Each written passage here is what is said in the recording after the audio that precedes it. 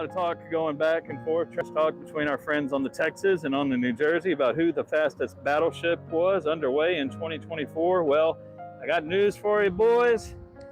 You beat. We are making 9.8 knots at the moment, which means we are the fastest museum destroyer on the water at the moment. And if I remember the numbers that were being thrown around earlier, we have Texas and New Jersey both beat. So forget about Gun Club. Tin Can Club is ruling the waves right now as far as museum ships go underway.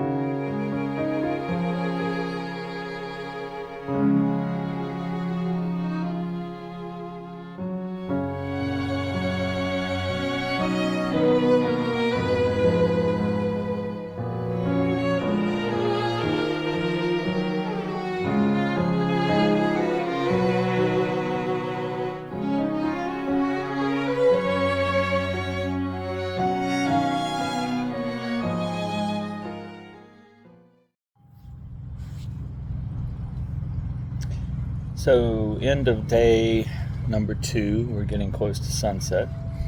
Yesterday was monitoring and watching what was going on around us downriver, taking photographs, live streaming.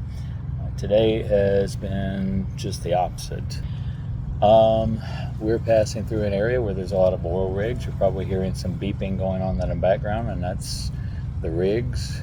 Not sure what they are, what those noises mean, but there's quite a few of them around us. Still do not have cell signal, so nothing to report there from the outside world, which kind of is pleasant. I think we all should unplug now and again. Not necessarily go out to sea to do it, but just unplug. I got signal for half a second, and my wife got a text out to me from probably last night or early this morning, something. But it squirted through while I had signal, and then everything went dead again. And she asked, what's it like being out on the Gulf? And the water is this beautiful green. Not blue, not brown, just this beautiful kind of dark green. And kind of like what I experienced when I was on the Bounty, going across to St. Petersburg. And saw a couple of dolphins or porpoises. They're too far away for me to tell the difference, but saw a couple of them. Tried to get a picture of them, but they were camera shy.